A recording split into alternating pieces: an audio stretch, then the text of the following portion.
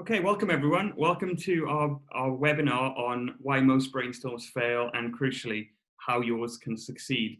I'm Joe Nagel, Innovation Director at the Innovation Beehive, and I'm joined by Zac Curtis. Zac, do you want to quickly introduce yourself?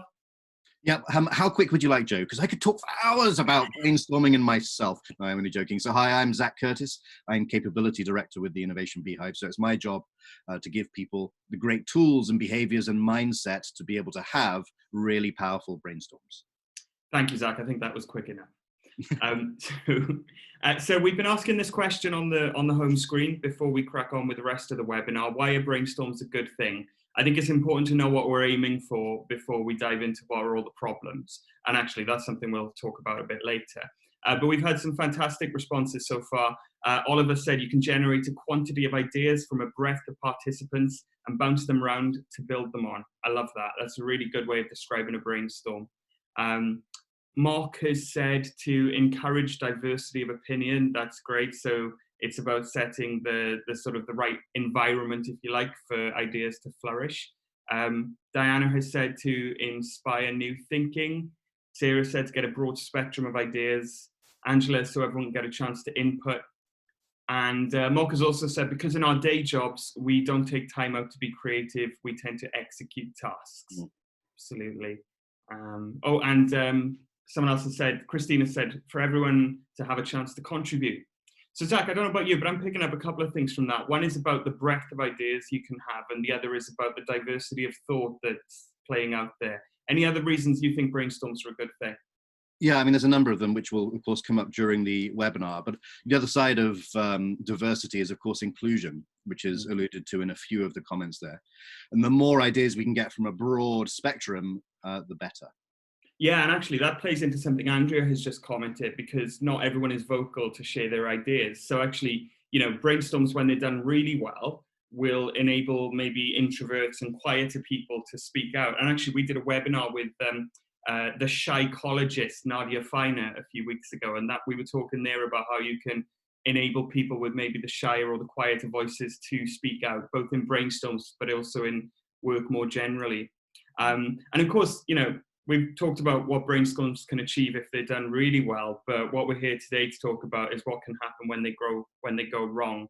And we're going to talk about 5 problems that can come up when people are organizing and planning brainstorms and executing brainstorms, why they're a problem, and how you can overcome them. I just want to say we're going to be chatting quite a lot. We're going to be using the chat box for that, so you know, keep that open if you can. And also there's going to be a few videos throughout this. So one of the things that, one of the bits of feedback I've had about Zoom, and I've experienced myself, is sometimes the volume levels can differ for different media types. So if you suddenly find that the sound is too quiet or too loud, just change the volume on your device and then put it back up again or put it back down again as you need to. And also, if you find that I'm maybe too loud and Joe is more quiet, then also let us know and I'll dial it down a bit. Okay, Zac. It's not possible that I could be too loud, is it? Oh. Right, here we go. Let's crack on with the first problem. So most brainstorm facilitators don't set the right behaviors. And to demonstrate our point, I have a short video that we're going to watch a clip of. Any other ideas? We're going to a brainstorm hole. I can literally say anything right now. Racism. Racism. Great idea. Nice. Jesus Christ, this is a nightmare. What's that, Matt? Oh, I just said that this is a nightmare? This is a nightmare. Great. You know, this reminds me of when I was selling cigarettes wholesale to health food stores back in the 70s. At the time, we didn't know they were bad for you. Or actually, we did know, but we kept a lid on it. Back then, you were allowed to have secrets. Secrets from the government, from your wife. It didn't matter. I hope my grandma died doing what she loved most, sitting in her chair, worrying that I'm gay. Your grandma's lucky. When you're dead, nobody expects anything from you. Death is the retirement package you get for a lifetime full of pain and suffering. That's why I say you should always bring a gun to a knife fight, or a knife to a gunfight if you wish. Now, you might die, but at least no one can say you weren't interesting. Thank you so much, Bill. Very helpful. Does anyone have a coherent idea? Okay, so I'm sure you could all spot some negative behaviors in that brainstorming session. Some that I can pull out are, there was clearly disengagement from a lot of people in the room, well, just about everyone in the room, apart from the facilitators and that old bloke who was chatting away there. There was a lot of using of phones, so bringing other devices to the meeting. Quite a bit of irony going on, I think, in terms of the ideas that are being put forward, but also from the facilitator back to the participants. A lot of negativity, perhaps over-indexing on some superfluous points, maybe. Now, these are all what you could call bad behaviors. They're the wrong behaviors for a brainstorming context, and they can really stifle creativity. So, Zac, tell us, what can we do to overcome those negative behaviors in a brainstorming session? Well, of course, it is super important that we clarify what behaviors are important. Wow, too many importance. Whilst we're having a brainstorm, we need to set expectations for behaviors in order that we can be as productive as possible. So we need to be absolutely clear in communicating to those around us the reason why we're actually having a brainstorm. We need to give clarity on why we need everyone to contribute. In that video, there were clearly some people who weren't invested in it. Not everyone will have a point of view on the thing we're trying to brainstorm around, but great solutions can, of course, often come from those who aren't experts or who aren't heavily invested in the output of the thing we're brainstorming on. They will allow us to see a problem from a fresh perspective. So setting clear ground rules really helps with those things, as well as things like, be in the room, invest yourself and fall in love with the problem you're trying to solve. There are also, apart from setting clear ground rules, some, let's call them macro notions when it comes to brainstorming specifically, and in innovation more generally, and that's something called expansive and reductive.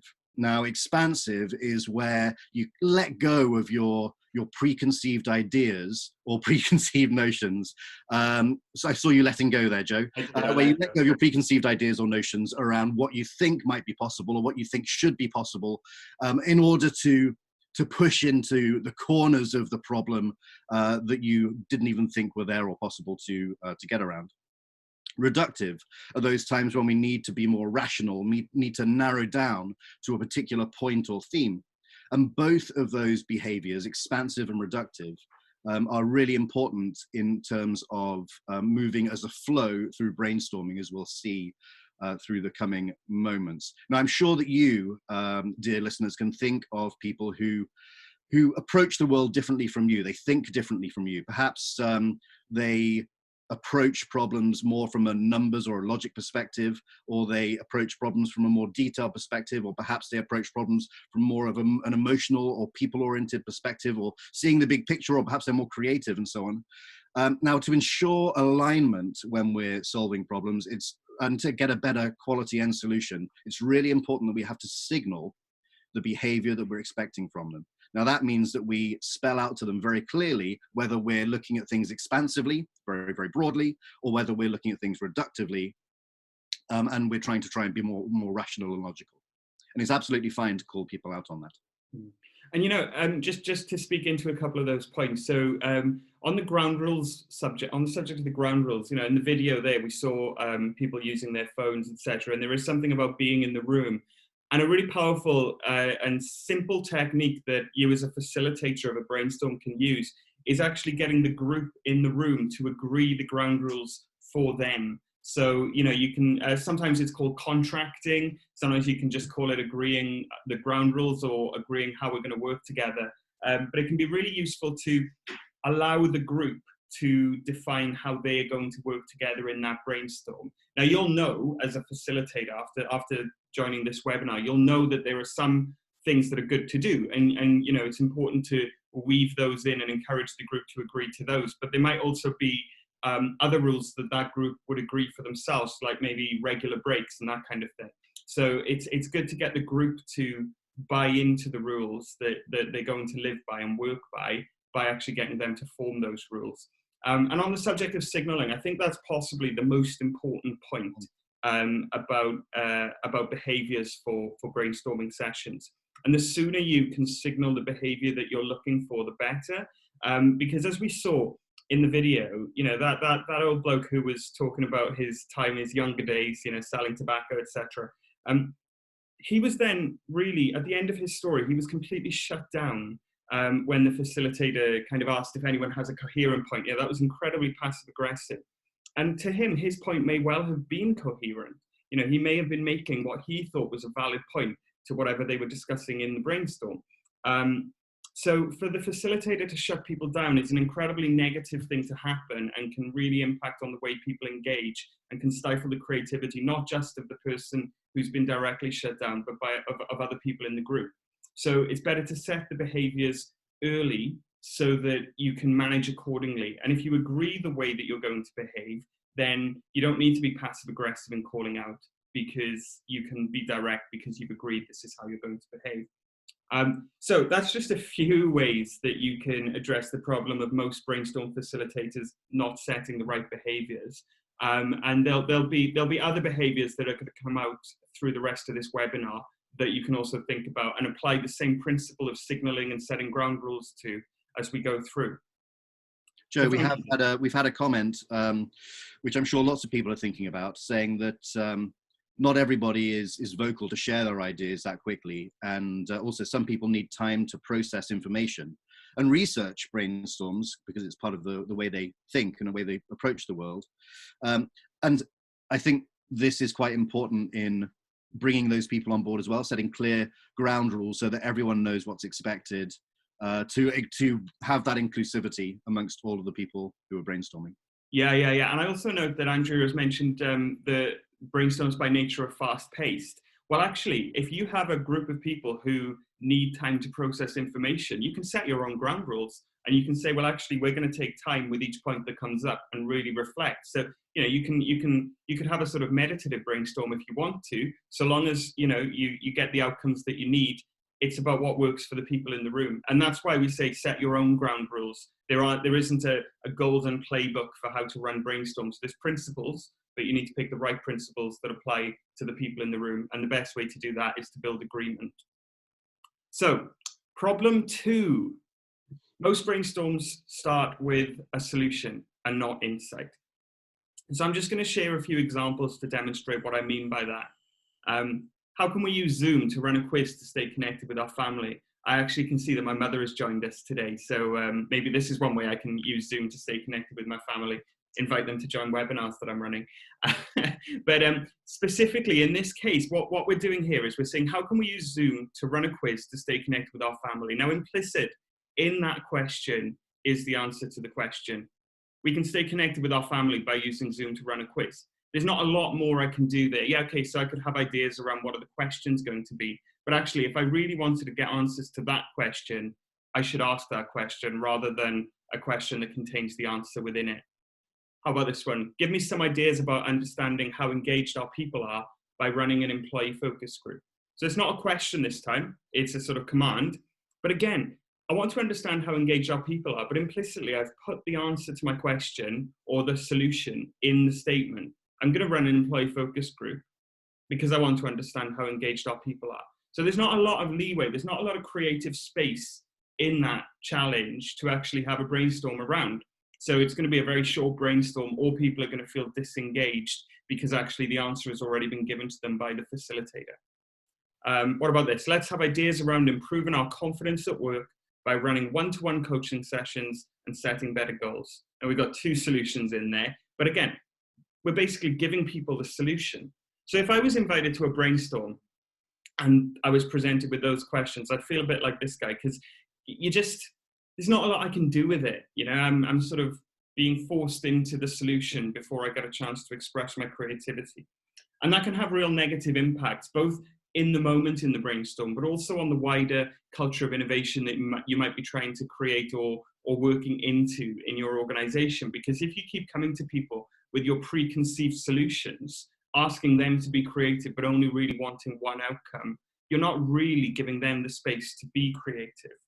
So to overcome that, Zac's going to share some bits and pieces with you and tools and behaviors. But I just wanted to share one model that we use at the Innovation Beehive to help us think through if we're working with a client or if we're in a brainstorming session and we've got a question that feels a little bit like it's already got the answer in it. We use the jobs to be done ladder to become more expansive, as Zac was talking about earlier. So let's take this one. Let's have ideas around improving our confidence at work by running one-to-one coaching sessions.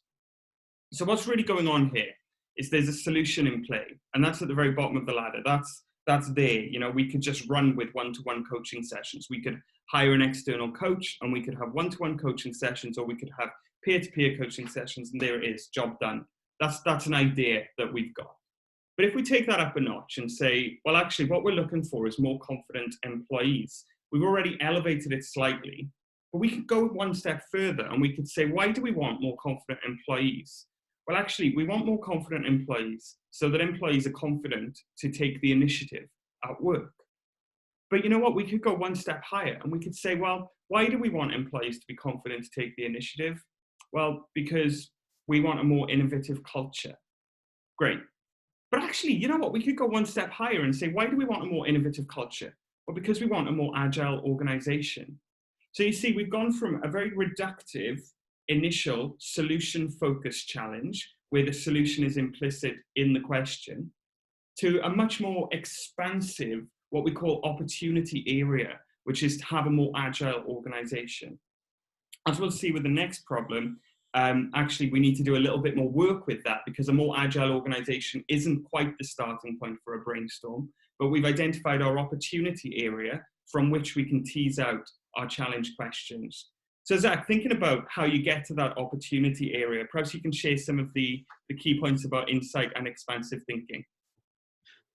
Yeah, thanks, Joe. So firstly, I think it would be important to understand what we mean by this thing, insight. So I would love to see the whole of that ladder from the previous slide right from the start, or at least understand that the ladder goes upwards in some way.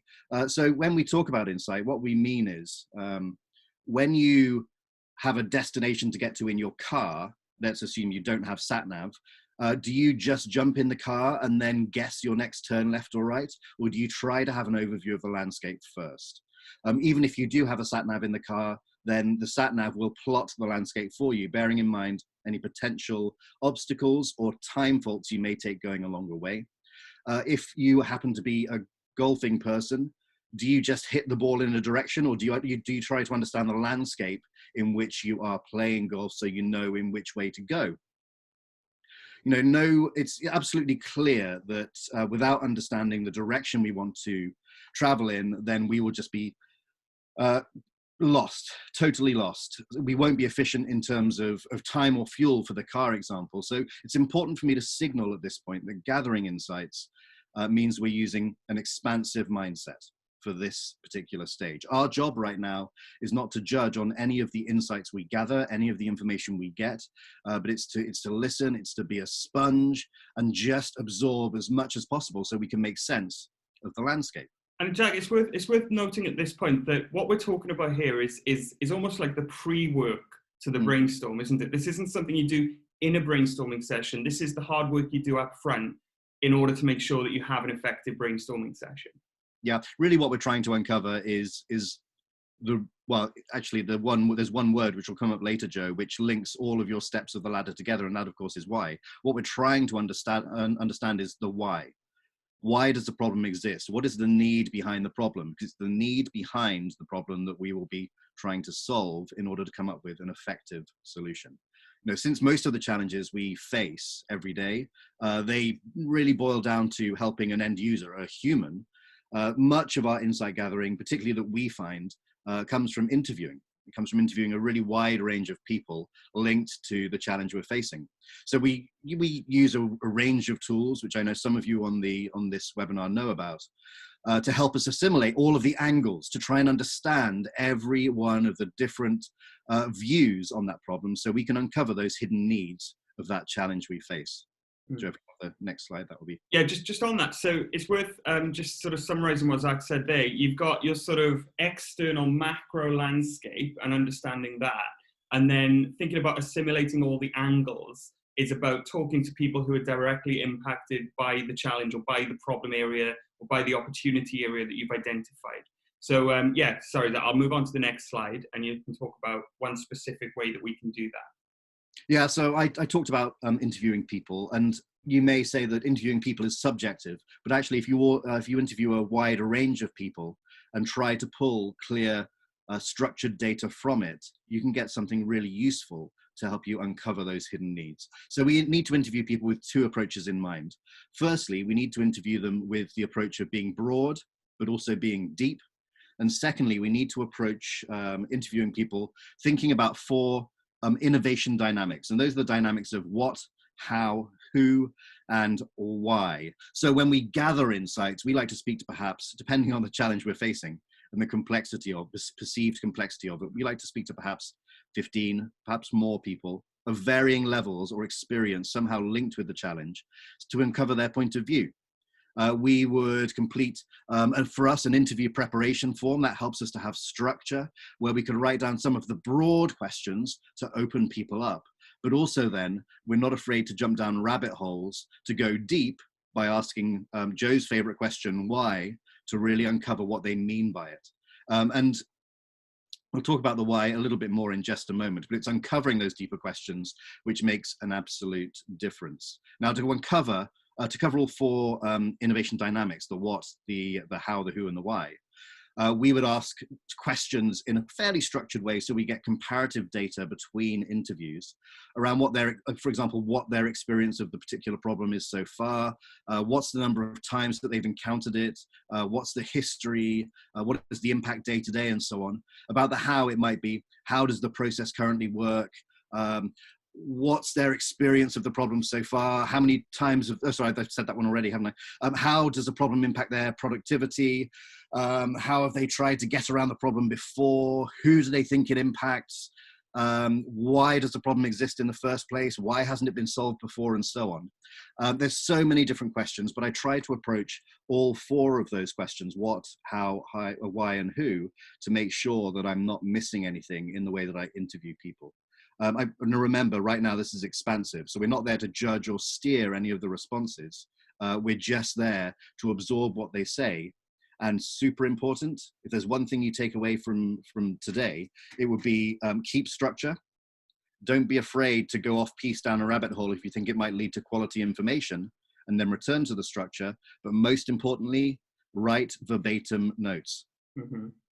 Because that's where the quality of the data comes from. It's from the words they actually say. And don't be afraid to record the interviews with the interviewee's permission. And what we like to do, as you'll find out in a minute, is to take those quotes and then do something important with them. Yeah, thanks, Zac. And we've had a couple of questions and comments come through. So Alan has just said, brainstorming on implementation is worthwhile, but just a separate part of the process in addition to the original solution ideation. So Alan, yeah, absolutely. What we're talking about here is one component part of a much wider innovation process, which is called design thinking. And we're talking about the work you need to do up front, and a bit later on, we're going to talk about the work you need to do afterwards. And the brainstorm, in some ways, is the lever on which it all hangs. So the brainstorm is where you change direction and start moving towards solutions from insights into the problem that you have. So right now we're talking about the problem. Diana has talked about, has asked, should we engage stakeholders in our brainstorms? Diana, absolutely. Now, at the Innovation Beehive, when we're doing consulting projects where we're working with clients to solve a particular problem, we have two spheres of stakeholders. So we have the stakeholders who we would interview and work with in focus groups and spend time alongside. And you know what Zac was just talking about the what, the how, the who, and the why. We would be asking them those kinds of questions, and that would include customers. It would include people who deliver the product or service or experience that we're ideating on. It would include people who make decisions in the organization about budgeting, etc., to understand their needs and their wants.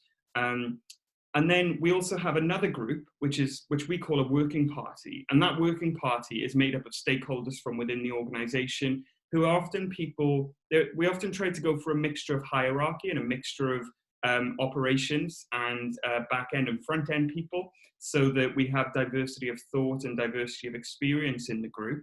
But crucially, it's good to have a few stakeholders in that who can then become champions of the ideas that emerge because they've been part of the process. So if you bring people who are decision makers into the ideation process, they understand what you've done, and then they can use their influence and use their budget and resource to actually make the ideas happen. So yes, you don't need to completely fill your working party and your brainstorm with the decision makers, but if you have a few of them in there, they can become the champions and advocates for your ideas as you go forward. I hope that answers your question, but feel free to throw out any more questions. It's great to get questions. So I think we've given you some tips and hints on how to solve problem 2, which is about most brainstorms starting with a solution and not insight. So let's look at problem 3. Most brainstorms don't have a clearly articulated purpose. Now this is actually building on problem 2. In problem 2, we thought about how it's important to have an opportunity area, but before you start diving into ideas, you really need to be asking exactly the right question. Let's start by asking a simple question. Why are we here? Shouldn't you know the answer to that? Of course, Baron, because that was a rhetorical question. Okay. So I'm not sure how helpful a rhetorical question is to kick off a brainstorm. And I think it can be extremely useful to actually tell people why they're here rather than asking them up front. Because for one, asking the question why we are here is just going to waste a whole lot of time, because as the facilitator, you're going to know what challenge question it is you want to answer. But Zac's going to talk us through now how we can define our challenge. So we have our opportunity area, which is the very broad stroke of, for example, how can we create a more agile organization? But in order to really come up with brilliant ideas in a brainstorm and all be talking on the same page, it's important to have a clearly defined and clearly articulated question to answer. So Zac, over to you. Thanks, Joe. So this next visual here is super quick to explain, and I'm sure everyone understands it very clearly anyway. And that is, the more that we can understand the motivation or the needs or the value behind the thing we're trying to solve, by digging deep in those insights, the better the solution is going to be at the end. I'm sure that makes absolute sense to everybody. The more we can come up with powerful ideas. But just to reinforce, remember when you were a child, or perhaps you have children now, and you were absorbing loads and loads of information as you sought to understand more and more of the world. What one word did you utter more than any other? Why? Of course. Of course it was the why. But as adults, we can use the power of language to ask why in different ways, and we're all smart enough to be able to work out how to do that in the moment. It's about digging deep, and when you've dug as deep as you can by asking why over and over again, then dig some more, because you'll find that's where the real gold is. So dig deep, dig deep, dig deep. Joe, could we have the next one? And the reason why we need to dig deep is because we need to start being now reductive. We need to start, as Joe was mentioning, defining our challenge, really uncovering what it is that we're facing. So with the power of why, you'll begin to see themes emerging from that data. So I mentioned that we like to write verbatim quotes.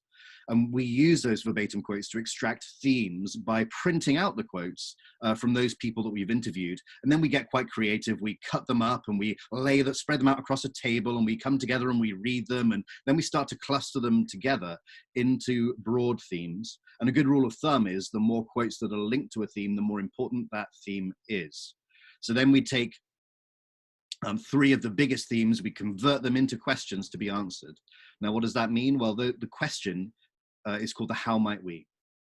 And that how might we is really important. Every question begins with those 3 words. Why those 3 words? Well, that automatically sets our brain moving on answering the need articulated in that theme. Now, when we have some how might we questions, we need to make sure we keep the overarching problem in mind, the original question, to ensure that our themes are angled to that, which then gives a springboard in order to go forward to have even stronger ideas. I've just seen Sean is having to leave us. So Sean, thanks for joining. We'll be sending a video out afterwards of the webinar, so look out for that in your emails. Thanks, Sean. Right, so taking Zac's points there, particularly about the how might we question, let's take a look at that in practice. So you'll remember that we were talking about the question around how do we do one-on-one coaching sessions to improve confidence, and we realized that actually that was about having ideas around creating a more agile organization. So let's imagine that we've done some insight into the organization and we've been asking various people in focus groups and interviews, what are their concerns about Agile, what's blocking them, what are the opportunities? And we've then clustered those themes into 3 key themes. So innovation culture, innovation process, innovation capability. So we've got these 3 themes and we're going to have a brainstorming session. But actually, we're going to have a brainstorming session on one of these themes because they're very different. There's 3 different strands there. We might take all 3, but actually, so that we've really clearly defined our how might we question, we're going to focus in on one. And for sake of argument, let's focus in on innovation culture. So the how might we question that we might define for a brainstorm on innovation culture in order to create a more agile organization might simply look something like this. How might we build a culture of innovation in our organization? So we've gone from having one-on-one coaching sessions right up the funnel to creating a more agile organization, and then come slightly down the funnel to be specific in our question, in our challenge question, how might we build a culture of innovation in our organization? And once we have done that, we are then ready to start having ideas in a brainstorming session. And that's great. Fantastic. We're there. But actually, this leads us on to the next problem. The next problem is that most brainstorms generate thoughts and not ideas.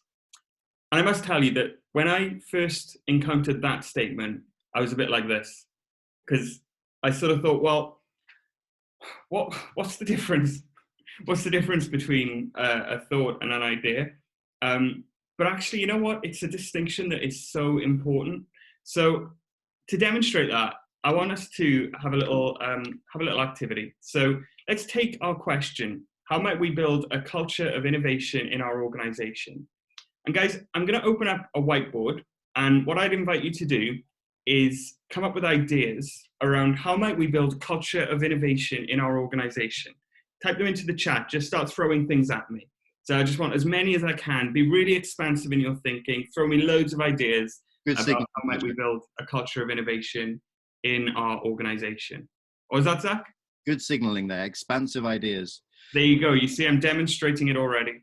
Okay, I'll start us off. We can pay more. Pay more. Perfect. I love it. Great. What else? Bring in consultants. That came from Mock. I like that. Bit of a plug. Provide bean bags from Angela. Bean bags. Wonderful. Help if I spelled it right, but it probably doesn't matter. Next. Invest in research. Lovely. What else have we got? Stop being so reductive. Brilliant. Yeah. Perfect. Spot on. What else? Give everyone more Post-its. Yeah, Post-its. Perfect. What are they called? Champions. Champions. Great. Yeah. Love it. Yeah. What else? More time. Yes. Time to be creative. Brilliant. What else? Not stupid questions. Love it. Hope that's not a comment on my questions, Alan. Do what Google do. Oh, that's great. Yeah. Review data. Review data. Perfect. Make it a value. This is good. This is an awesome brainstorm. I can feel us having. You can just feel the energy, can't you? Make it a value. Is that make it a value or make it a value? Make it a value, isn't it? Yeah. Let's just get it on paper. Great. Have a brainstorm. Brilliant. Okay, thanks everyone. Do you know what? I feel like we're going to have a much more innovative culture after that. So thanks everyone. I shall hand over to Zac to hopefully explain what we need to do to have a really good brainstorm. Yeah. So what I loved about that exercise just then is it brought back to me all the years of sitting around boardroom tables that I've had, doing the same sort of thing, but with Post-it notes. And it's great. We stick them up on the glass wall. It looks super productive from the outside with some wonderful words on it. And I feel motivated by it. And it's great. But, in my experience, what happens later? Well, nothing. These ideas aren't really actioned. We come back to it at the next meeting. And what? We review a couple of words on a Post-it note, and I vaguely remember what it means, but it's not useful. It's not actionable. And that's because there is, and I'm sure we've all in meetings like that. There's a difference between a thought and an idea. A thought is just that. It's something fleeting, which might be a great foundation for something, but it's something intangible. An idea is something more tangible. An idea is something more actionable. An idea is something that I could give to Diana Davidson, and she'd be able, who's on the call, and say, I know what he's talking about. This is interesting. Let's explore it further. So we need to be totally clear, firstly, in terms of behaviors, that we're signaling what we're expecting when we're having brainstorms, as Joe did, that it's expansive. That's the first step. So firstly, that people don't rain on your parade, or they don't get bogged down by what they think is achievable or possible. And it's also important that we have some sort of structure to help us overcome those single word thoughts which don't help in the long run. Joe, if only we had some sort of clear structure to help us do that. Well, we do. If only we did.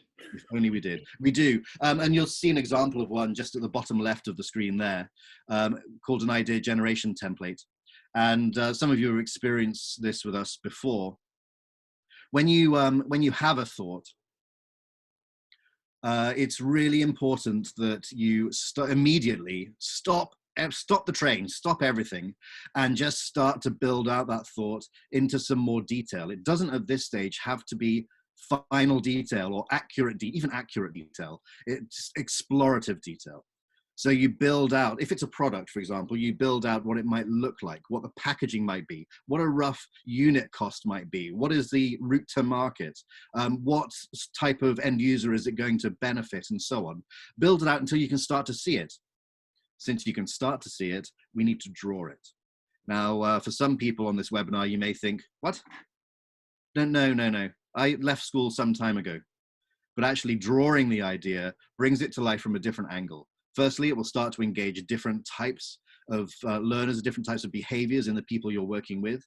Secondly, by seeing this idea from a different angle, you'll actually be able to build out the idea even further. The last thing to do is to give it a funky title. Give it something catchy, that as if you were advertising it on the television. And this will help you to remember it when you come back to it some months later. And I see Alan has said, draw it and color it in. Yes, Alan. Yeah. Oh yes, we love color. Use color, and partly because that also, if you're not comfortable doing that, by being uncomfortable, you're more likely to actually explore it further. Bizarrely, so we strongly recommend lots of detail, not just a single word, drawing it out, and then giving it a really cool title. And that's just one idea. So Zach, shall we put that to the test? Yes, sure. So we had a lot of what we would probably be calling thoughts when we did our brainstorm earlier. So let's take one of them. Zach, which one is speaking to you the most? Let's say champions. Champions. Okay. So feel free, everyone, to chip in as we build out this idea. So let's give that idea a funky name. What should we call it? Well, tell us a little bit about the idea first, Zach. What's the idea there? And everyone feel free to chip in about this idea of champions as Zach is talking. Okay, so we've got 1,000 people in the company. What we need is people who include innovation everywhere. So people are always reminded about innovation. So we could call these champions. So they are existing employees who have as an extra objective A nice phrase has just come in from Oliver about role modeling. So maybe the objective could be something to do with role modeling innovation. Yeah, that's nice. Oh yes, and it's a diverse group of people, Joe. Diverse, yeah. Oh, and Mock has said it could be hypos, could be high potentials. Oh, nice. Well, as a sort of reward. There's an objective, role modeling, innovation, behavior. Yeah. Oh, I'll just let you finish that sentence. Opportunity for high potentials to learn leadership skills. Is that your probably Mock's point? I think. Let's get it down on paper. Yeah, we can remember this is not the final. We can adapt it as we go along. Andrea has said it could be unexpected people in the company. Yeah, and also cynics. So could be a way of engaging cynics and unexpected people. Lovely. Yep. What about their role itself? So, so are they going to come up with the innovation, or are they going to encourage innovation in others? I think they encourage innovation in others. The role modeling piece, I think. So they encourage innovation in others by running virtual programs across the business, like virtual workshops. How's that? Yeah, good. Yeah, and then just create the way to work with each other, amongst each other. Very good. Yeah. So they are equipped with tools for innovation. Yeah. I wonder if we should bonus them. And bonused on the number. I'm bonused on the number of ideas generated in a year, in a month. How's that? Yep, great. Remember, we can refine this later. Yeah. This is just to start to bring it to life. Okay, and we would keep going, Joe, until we got as much detail as we felt we would need. And then crucially, we would draw it. So I'm gonna draw people like, oh, yeah, that'll do. That's a person. While you're drawing that, I'll just comment on some of the comments. Yeah, do. So yeah, Alan, you're right. A good idea. Give them time to be used as a resource. One of the biggest challenges with innovation champions is they struggle to do their day job as well as the other things required of them. So yeah, very good point. Yeah. Everyone gets thinking about what funky title we could call it while Joe is doing his drawing. Yeah. So, by the way, what I'm drawing here is our innovation stars. Oh, could that be the name? Sure. Why not? Let's call them innovation stars. So there you go. That there is an idea. I'm just going to put one more thing on it, which is to indicate that you would have your 3 boxes. So that is the title, the name. Yep. That is the description, and that is the drawing of the idea. Yeah. Now, I'm sure that everyone can see that there is a difference between just writing down champions and then starting to build something out like that. That took perhaps 4 or 5 minutes. Yeah. And you would do that for each idea that emerges in your brainstorming session. So that's the key thing. You don't throw loads of ideas down like we did on the left-hand side. You take one at a time. And if other ideas do come up, or if other thoughts come up, because we're wanting to remain expansive, it's important to have a sort of car park, a parking lot, if you like, where you can put that thought and come back to it later. So you have, Andrea's just said, do you stop and do idea generation? Well, actually, idea generation is your brainstorming. So you have your first thought that comes up, which you then look to see if you can build into an idea. And then you have your next thought that comes up and you look to see if you can build it into an idea. And crucially, any other thoughts that come up that don't fit with that idea, you park them until you can come to them to have a full idea generating session on it. That's the crux of what we're trying to get across, is that you take one at a time rather than having loads of ideas coming together all at once. So I hope after that you feel that we have solved the problem of most brainstorms generating thoughts, not ideas. But once you've generated ideas, you then have to think, well, another problem that I've often seen is that somebody says, oh my God, I love that idea. And then other people in the group are like, yeah, I really like that idea too. And then there's this sense that you're kind of done. And you might have had 2 or 3 ideas and that's it, you're done. So we want to make sure that you don't do that, because if you stop too soon, you haven't really allowed the creative juices to get going. And actually, to Andrea's point here, how do you avoid the vocal people taking over? So that comes back to some of the behaviors that Zac was talking about earlier, but actually that also speaks into this particular problem that we're dealing with here. You need to give people time to get into it, and you also need to give people tools to exercise their creativity and release their creativity. Because if you stop the brainstorm too soon, you're actually limiting the creative potential of the people who you've asked to come together. And what a wasted opportunity that would be to miss out on all of that creativity. So Zac, tell us how we can ensure we don't miss out on all of that opportunity. Okay, well, there's 2 things, Joe, just to go further on one of our attendees' comments about stopping the more dominant or more vocal people taking over. The first thing is those ground rules. It has to be very clearly facilitated. It has to be very, very carefully facilitated to ensure that everyone has a voice.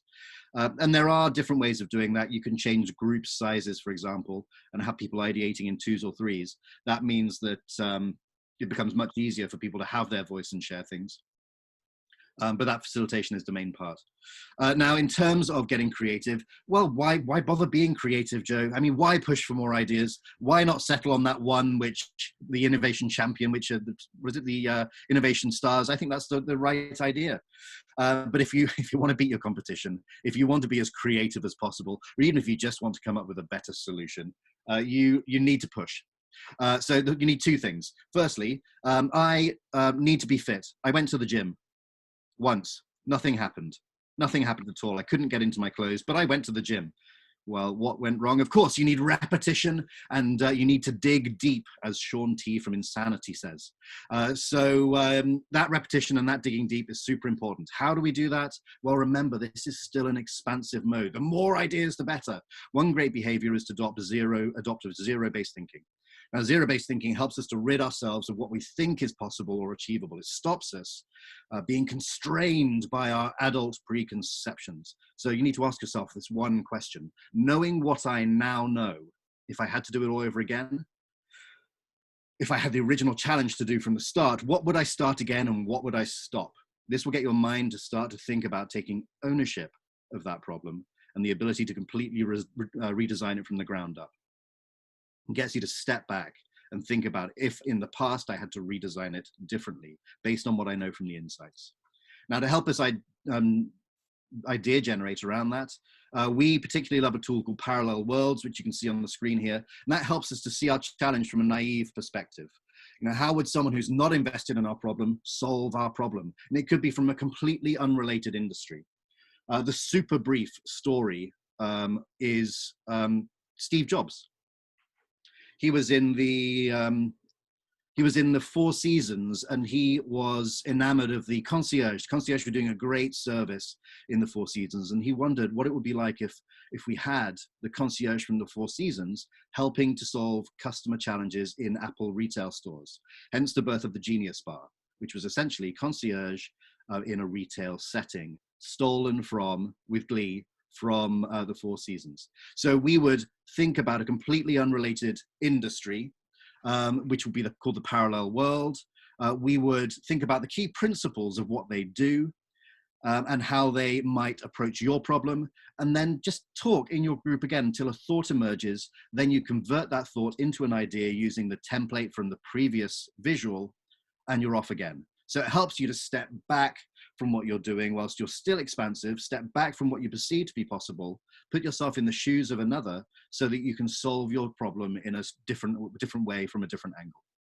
And the key point about that is to look at the parallel world. So for example, if we were looking to build a culture of innovation in our organization, we may look to the way that groups come together. So for example, I'm a member of a chess club.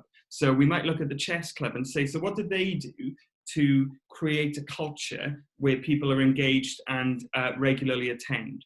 But the key thing is that we're not saying that we're going to become a chess club, or that we're all going to sit opposite each other on tables and do idea generating and innovation over a board. We're looking at the principles. So the principles of the chess club might be that we're coming together over a common purpose and a common interest. So actually, we maybe need innovation to be part of our organization's purpose or one of our values. The chess club, we come together in pairs. So is there something we can do about pairing people up and creating units? And maybe, the evolution of the champions idea might be that you have people going out 2 by 2 rather than one on one and 1 by 1. So it's about looking at the principles that are emerging from the parallel world, as opposed to trying to take exactly what you see and apply it to your own challenge and to your own problem. So thanks, Zac. I think just quickly, Joe, just super quickly, we've got a question here around who determines what's a great idea or not. And it's probably good to signal right now that you may have a raft of ideas in front of you. How do we know what to take forwards in order to prototype, test, bring to life and implement? Well, there's a number of different routes of doing it. And I would love to tell you that there are some very clear technical and data-oriented ways of doing it. if you've got 50 ideas in front of you, it's quite difficult to part prototype 50 ideas in order to decide which one is the best one to go forwards. We love using something called rapid prototyping, which is where we firstly narrow down using a matrix which may consist of ease of implementation, value to solving the question, in order to do a rough narrow down, and then rapid prototype, perhaps even a couple of small ideas to try and work out which will be the best ones to test with the end user. Absolutely, absolutely. And the other thing to say on the subject of identifying great ideas is, if you do go down the route of rapid prototyping, where you prototype cheaply and quickly and efficiently, then there's a concept from the startup world called build, test, and learn.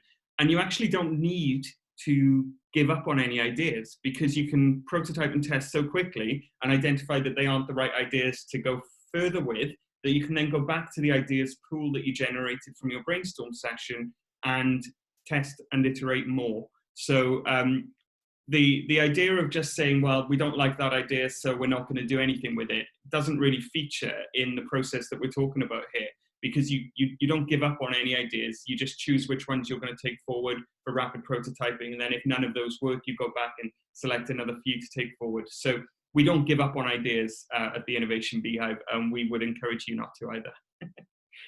But thinking about that, actually, thinking about not giving up on ideas and actually doing something with ideas, leads us on to our fifth problem that brainstorms have, which is often they end with no action. Have you ever been in a brainstorm where you've had a whiteboard or a flip chart or a raft of post-it notes, and there's lots of words written on them, and you get to the end and someone is tasked with typing them up, and maybe you get an email a few days later or a week later with the typed up notes from the brainstorm session, and you look at it and you think, what? I can't remember what that was about. Because often they're going to go right back to problem 3, where we just had a raft of post-it notes and words as opposed to tangible ideas. But actually also, if you don't make a plan of what you're going to do next, then you actually don't have any tangible outcomes of the brainstorm, and in all likelihood, that time will feel like it's been wasted.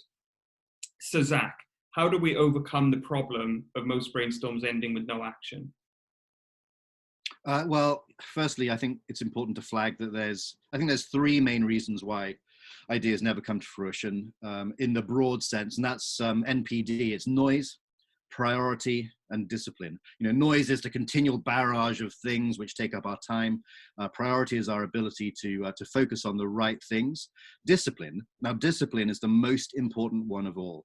Now, I like to think of discipline as the habitual ability to do what we should do when we should do it, whether we want to do it or not. Now, discipline forms the foundation of some of the greatest innovators, and it's the difference between those who rely on luck and those who make their own luck. And in terms of brainstorming, discipline will give us the habit of creating the next actions. So in this instance, we need to develop the behavior of discipline, the discipline of planning particularly. And this doesn't come naturally to me, as Joe will attest. So one action that you could take is, once you've built out your idea, to take it to the next stage and build it out into a concept. Now, a concept, as you'll see from the concept builder on the left of the screen there, is essentially something in between, for us, something in between the idea and a prototype. It helps us to continue to build on that in-depth description that we put together in the idea recording template, so that we can start to bring it to life even more. Now, when it comes to actually prototyping, we may build out into a model or a video and so on. The concept builder is the bridge to help us get that more accurately done. Now, we also need to think about those innovation dynamics, the what, the how, the who, and the why, in order that we can answer everything around the problem that we're facing. So firstly, if we look at the who, it could be that we do some basic stakeholder mapping. Who needs to be involved in building out our idea into a prototype or testing the prototype?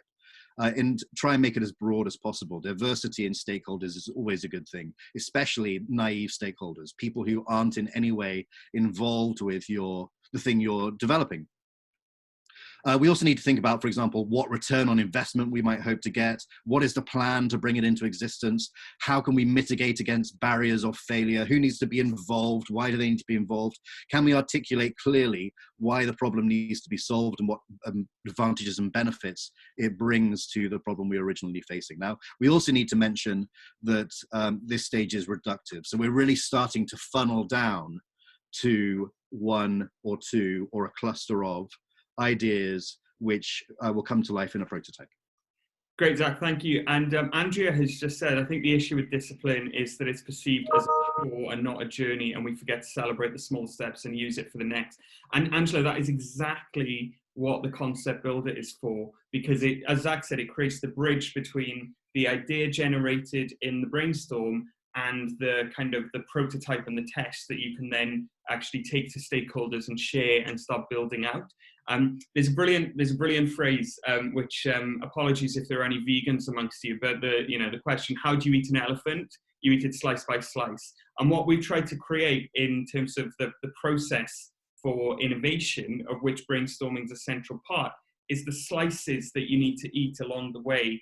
And the idea generating template, the insight, the concept builder, these are all slices on that journey towards having an innovation or an idea that has become action. So absolutely, I think discipline is really important, and the smaller the steps, the easier it is to take them. I like what she says about celebrating the small steps. So yeah, absolutely. Celebrate all the way. And that also, actually, thinking about the challenge we've been playing with on this webinar, that's another way you can create a culture of innovation for sure. So thank you, Zac. And thanks everyone for contributing. I hope you found that useful. The 5 problems that we've talked about are up on the screen. The key thing I want to get across, I think, from what Zac and I have been talking about, is that brainstorm's a part of a much wider process. And in order to create an effective brainstorm, you need to have done work up front, but you also need to be prepared to do work afterwards, otherwise you've wasted your time. You need to think really hard about the behaviors that you're signaling, both in the brainstorm and before and afterwards, to ensure that the brainstorm is effective. And you need to think about what tools you're going to use and what resources you're going to put in place for people to have effective ideas and be led effectively through the brainstorming session. And if you're really keen on learning more about that wider process, it's called design thinking or creative problem solving. And we have a course that we launched last week. It's a course with 3 modules. It's a combination of video, PDFs, quizzes and activities. You can access it online. You can do it at your own pace. The key learnings you're going to get from it, you're going to develop the skills of creativity and innovation. You're going to have access to the tools that we talked about on this webinar, as well as a raft of others. You'll be able to learn more about the design thinking process, the creative problem solving process, and understand how brainstorming sits within that, and also how you can really index on insight and define, and then how you can build your prototypes and test in the future. And ultimately, it'll help you to solve the problems that matter to you and to your organization. So currently it's £99, but actually throughout May, we're offering a 50% discount. So if you use Creative May 50 when you register, you can do the course for just £49.50, if my maths is right. So I'll leave that screen up so that you can see that. And I hope you all enjoyed this webinar. I'll send a link out to the course in the follow-up email. I'll also send you a PDF of a white paper that we wrote about these problems with brainstorms, and hopefully that'll prove helpful to you. But thank you all so much for joining and for engaging. It's been an absolute pleasure to spend the morning with you, and thank you, Zac, for all of your input as well. It was a pleasure. Thanks, everybody. Have a great day. And a great bank holiday weekend. Oh, yeah. Oh,